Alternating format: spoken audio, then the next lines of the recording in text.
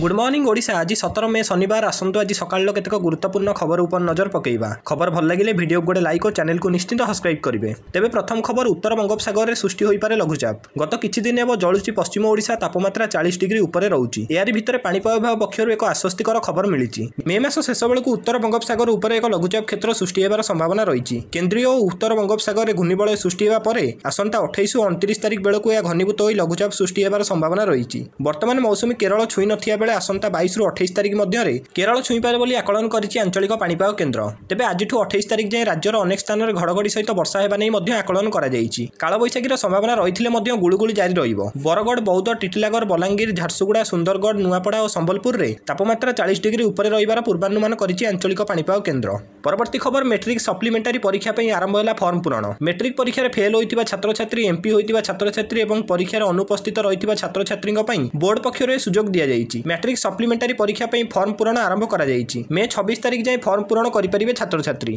तेबे रेगुलर परि सप्लीमेंटारी परीक्षा देबाकू इच्छुक थिबा छात्र छात्री माने प्रधान शिक्षकଙ୍କ जरिया फॉर्म पूरण करि परिबे। एथिपई 420 टंका देय करियाकू पड़िबो। चलित वर्ष मैट्रिक परीक्षा 8362 जन परीक्षार अनुपस्थित रहिथिले। सेहिपरि 17384 परीक्षार्थी फेल मध्य होइथिले। तेबे आसंता 26 तारिख फॉर्म पूरण शेष होबा परे परीक्षा केबे होबो से नै बोर्ड पक्षरु घोषणा करा जियो बोली कुआ जायछि। परवर्ती खबर देश में पेट्रोल और डीजेल नुआ दर जारी। बहुत दिन धरी भारतीय लोक पेट्रोल और डीजेल मूल्य ह्रास पर अपेक्षा करी आसुचंती। तेबे शुक्रवार तैल कंपानी पेट्रोल और डीजेल नुआ मूल्य प्रकाश करचंती। विश्व बजार में अशोधित तैलर मूल्य अस्थिरता रही। तेणु ग्राहक मैंने पुणी थे पेट्रोल और डीजेल मूल्य सस्ता होगा नहीं आशा करचंती। देश में पेट्रोल और डीजेल नुआ मूल्य जारी करा जायछि। प्रमुख सहर गुड़िक पेट्रोल और डीजेल मूल्य परिवर्तन होइछि। किछि सहर में किंतु दाम अपरिवर्तित रही।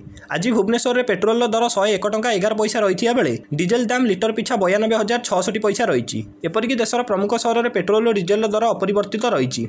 परवर्ती खबर बरपाली ब्लॉक जेईक सन्देहजनक मृत्यु। एसी चलाई गाड़ी में शोइथिया बेले जेईक सन्देहजनक मृत्यु। बरगढ़ जिला हलदीपाली छकटारे एक कार रे एसी लगाई शोइथिले बरपाली ब्लॉक रो जेई। हेले एही समय किंतु तांकर सन्देहजनक भावे मृत्यु होईछि। तेबे कार भितर एसी शॉर्ट सर्किट जोगु तांकर मृत्यु होइतिबार सन्देह करा जाउछि। तांको देह सारा जळी पड़ी जाइथिया बेले कार की मृतकଙ୍କ पोशाक किंतु आदे जळी नाही, जाहाकु नै सन्देह सृष्टि होईछि। सेपटे मृत्यु जेईक पत्नीक बयान सन्देह को आउरी बढ़ाई देइछि। मृत चंद्रशेखरक स्त्री कहिसंति कि गतकाली दिन 12 टारु घर बाहरिकी जाइथिले तांको स्वामी। रातिरे फोन उठाई नथिले। परे खोजाखोजी पर कार भितर मृतदेह उद्धार करा जायथिला। घटनास्थल में पुलिस पहुंची तदंत आरंभ करछि। परवर्ती खबर भारत सपक्षर बढ़ुछि मुस्लिम राष्ट्रर समर्थन। पाकिस्तान सह उत्तेजना मध्य भारत सपक्षर बढ़ुछि मुस्लिम राष्ट्रर समर्थन। पहलगाम घटना भारत को समर्थन करिथिबारु अफगानिस्तान को धन्यवाद जणाइला भारत। तालिबान वैदेशिक मंत्री अमीर खान मुस्ताकिंक सहित कथा होइछन्ति भारतर वैदेशिक मंत्री एस जयशंकर। तेबे यह होछि भारत और तालिबान मध्य प्रथम मंत्रिस्तरीय आलोचना। पहलगाम आक्रमण को अफगानिस्तान निंदा करने सहित भारत आतंकवादी विरोध में कार्यानुष्ठान को समर्थन जणाइथिला। ऑपरेशन सिंदूर समय भारत और अफगानिस्तान मध्य संपर्क को खराब करने गुजब सृष्टि करथिला पाकिस्तान। भारतर एक मिसाइल अफगानिस्तान में पड़िथिबा नै गुजब सृष्टि करथिला, जहाको अफगानिस्तान पक्षरु खंडन करा जायथिला। तेबे दुई देश मध्य व्यावसायिक संपर्क वृद्धि नै मध्य दुई देशर वैदेशिक मंत्री मध्य आलोचना होइतिबार कथा जणा पड़ुछि। परवर्ती खबर बढ़िबो भारतर प्रतिरक्षा बजेट। ऑपरेशन सिंदूर पर बड़ अपडेट। प्रतिरक्षा पई अतिरिक्त 50,000 कोटीर बजेट। मुख्यतः नुआ अत्याधुनिक अस्त्रशस्त्र किनिबा क्षेत्र में भारत एही टंकार व्यवहार करिवो। एही अतिरिक्त 50,000 कोटी टंका प्रतिरक्षा बजेट आसंता शीत अधिवेशन में संसद में आगत हेबो। एने सरकार सूत्र सूचना मिली। भारत पाकिस्तान उत्तेजना भितर इस्लामाबाद को चीन समर्थन पर भारत प्रतिरक्षा क्षेत्र उपर गुरुत्व देइछि नुआ दिल्ली। अतिरिक्त 50,000 कोटी टंकार डिफेन्स बजेट नहीं प्रस्ताव संसद में आगत हेबो, जहाँ शीत अधिवेशन में पारित हेबो बोली सूचना मिलुछि। परवर्ती खबर एशिया रे व्यापुछि कोविड-19 भाइरस। किछि दिन व्यवधान पर पुणी थरे व्यापिबार लागिछि कोविड-19 भाइरस। रिपोर्ट कहिछि जे एशियार अनेक स्थान में एक नूतन लहरी व्यापिया सहित हांगकांग और सिंगापुर में स्वास्थ्य अधिकारी माने कोविड-19 मामला वृद्धि विषय सतर्क कराइछन्ति। हांगकांग स्वास्थ्य सुरक्षा केन्द्र संक्रमित रोग शाखार मुख्य आल्बर्ट और स्थानीय गणमाध्यम को कहते सहर में कोविड-19 रोगी संख्या वृद्धि पाइबार लगी। गत वर्ष कोविड-19 पॉजिटिव प्रमाणित होता स्वास्थ्यक्रिया नमूना संख्या एवं शीर्ष में थिला। गंभीर मामला और मृत्यु संख्या सेमानकर शीर्ष स्तर में पहुंची। मे 3 पर्यंत सप्ताह 31 गंभीर मामला सामना को आसला। जदिओ कोरोना काल में चिन्हित होता रोगी कम, किंतु यह स्पष्ट करे जे कोविड व्यापिबार लगी। नर्दमा पानी में अधिक कोविड-19 चिन्हट होइछि एवं अधिक लोक कोविड लक्षण सहित हस्पिटाल और क्लिनिक जाउथिबार बोली रिपोर्ट रे कुआଯାଇଛି।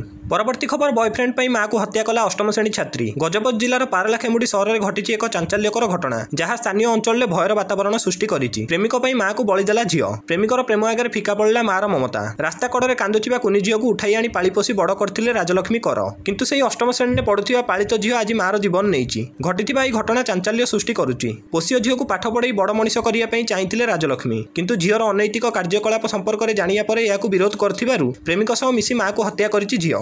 ଏପ୍ରିଲ 29 ତାରିଖରେ ମାଆର ଖାଦ୍ୟରେ ନିଶା ବଟିକା ଦେଇଥିଲା ଝିଅ।